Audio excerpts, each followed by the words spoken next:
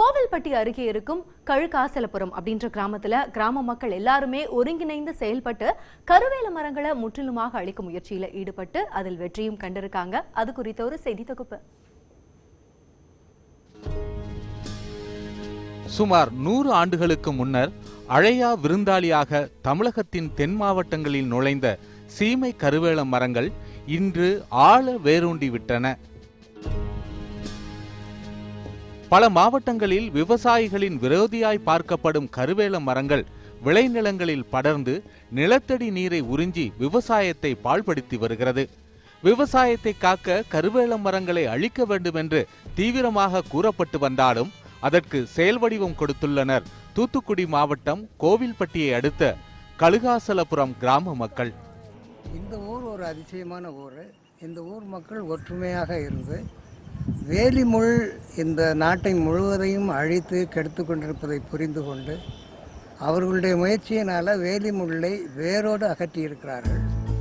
சீமை கருவேல மரங்களினால் ஏற்படும் தீமைகளை உணர்ந்து ஒற்றுமையோடு ஒருங்கிணைந்து செயல்பட்டு அவற்றை அழித்திருப்பதாக கூறுகிறார் விவசாயி. சுமார் 100 குடும்பங்களை கொண்ட இந்த கிராம மக்கள் 1998ஆம் ஆண்டு மல்லிகை இயற்கை கழகம் என்ற ஒரு பெயரில் ஒரு அமைப்பினை தோற்றுவித்து மரங்களை வளர்க்க தொடங்கினர். ஊருக்கு பொதுவான இடத்தில் 30க்கும் மேற்பட்ட புளிய மரங்களை கொண்ட தோப்பினை உருவாக்கி பராமரித்து வருகின்றனர். கருவேல மரங்களை அழித்து வளம் தரும் மரங்களை நட்ட பிறகு நிலத்தடி நீர்மட்டம் உயர்ந்திருப்பதை உணர முடிவதாக கூறும் கிராம மக்கள் மற்றவர்களும் இந்த முயற்சியில் இறங்க வேண்டும் என கூறுகின்றனர். வேலிக்கருவியாக கம்மானடுக்கு நிறைய இருந்தது. மழை தண்ணியெல்லாம் வேலியாக இருக்கிறதுனால தண்ணியெல்லாம் கீழே தேங்காமல் இருந்ததுனால இப்போ வேலிக்கருவியெல்லாம் நாங்கள் அகற்றிட்டு மரம் செடிகள்லாம் நிறைய வளர்த்து வருகிறோம். இதே மாதிரி எல்லா ஊர் மக்களும் வேலிக்கருவியெல்லாம் அகற்றிட்டு மரம் செடி எல்லாமே வைக்குமாறு கேட்டோம். அந்த கிராமத்தில் உள்ள சுடுகாடு பகுதியில் கருவேல மரங்களை அகற்றிவிட்டு லட்சுமி, புங்கை, மருதம் என மருத்துவ குணம் கொண்ட மரங்களை நட்டு வளர்த்து வருகின்றனர். கிராமத்து மக்கள் அனைவரும் ஒற்றுமையாக இருந்து பார்த்தீங்க அப்படின்னா அங்கே சுடுகாடு ஒரு பசுமை சுடுகாடுன்னு தான் சொல்ல முடியும். அங்கே ஒரு 60 கன்றுகள் வளர்த்துருக்குறாங்க.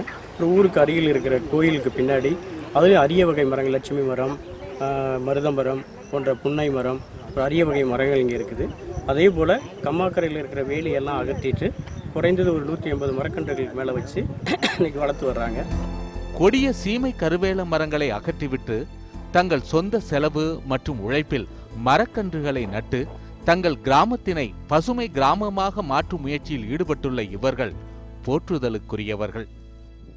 அரசை நம்பிராமல் தங்கள் கிராமத்தில் உள்ள சீமை கருவேல மரங்களை தாங்களே அகற்றிவிட்டு அதற்கு பதிலாக மூலிகை செடிகள் மற்றும் மரங்களை நட்டு தங்கள் சொந்த பராமரிப்பில் வளர்த்து மற்றவர்களுக்கு உதாரணமாக திகழ்ந்து வருகின்றனர்.